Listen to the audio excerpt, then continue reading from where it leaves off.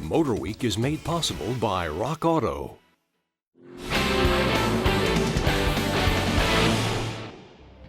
Being cute and cuddly only gets you so far in life. Eventually, you have to acquire some substance if you want to appeal to a broader spectrum of people. And such is the case with Mini.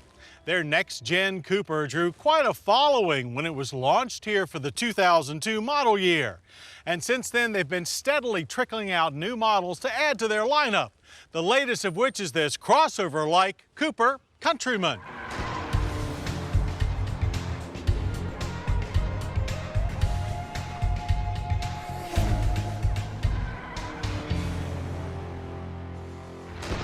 The 2011 Mini Cooper Countryman is the brand's fourth model and easily the most maximum Mini yet.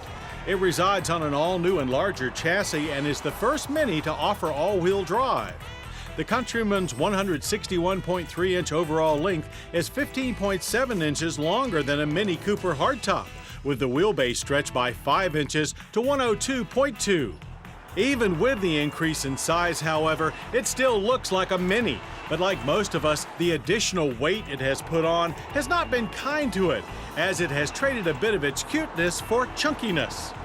The permanent electronically controlled all-4 all-wheel drive system sends the majority of power to the front wheels under normal conditions, but can send up to 50% of the power to the rear when additional traction is needed. So it's more of a quattro-like performance enhancer than an off-road rock climber. Oddly, there's no exterior badging that says Countryman, but it does add unique front fender trim that continues the A-pillar line and houses the turn signals. As in all Minis, hood stripes are optional, as well as different roof treatments and our car's panoramic sunroof. The optional Sport package adds 18-inch wheels with Goodyear run flats. That eliminates the spare and adds interior storage space. Crossover-like elements include sturdy black lower trim around the perimeter, roof rails up top, and a hatch-top spoiler. If you've spent any time in a Mini Cooper, you know that there is a surprising amount of room inside. That trend continues with the Countryman, only now it makes its way into the back seats as well. Our tester's rear buckets only provide room for 2, but a 3-person bench seat is optional. There's crossover-like legroom, and the high roof allows for plenty of headroom. Seats both slide and recline. The rear doors are very short, however, so it's a bit tight getting in. Instead of a center storage console, there's a front-to-back center rail system that allows for custom storage options. Popping this large Mini emblem opens the hatch where you'll find 16.5 cubic feet of cargo space as well as underfloor storage. Rear seat backs fold easily, increasing storage capacity to 41.3 cubic feet. Interior materials are a little cheaper feeling than other Minis, and some of our staff is still not fans of the huge center-mounted speedometer. Front seats are comfortable, and a mix of black leather and red cloth is an available option. Adjustments are all manual, however. 7 airbags are standard, including a driver's knee airbag. Under the hood is an upgraded 1.6-liter i4, either normally aspirated or turbocharged, as in our Cooper S tester. Horsepower comes in at 181, and the 171 pound-feet of torque can jump to 192 pound-feet with overboost.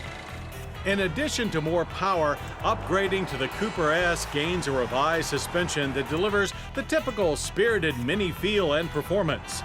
Struts up front and a multi-link setup in the rear makes for a very pleasant drive, whether back road or highway. Ride comfort really soars for those in the back seat. The non-turbo Countryman feels a bit heavier and more SUV-like. A snow-covered track didn't permit acceleration testing, but Mini claims the S has a 0 to 60 time of 7 seconds with the standard 6-speed manual. Our car came equipped with the optional Steptronic 6-speed automatic, which includes steering wheel mounted shifters. Government fuel economy ratings for our Mini Cooper S Countryman All-4 are 23 city and 30 highway on premium gas. We managed a good for any crossover 28.6 miles per gallon in our test loop.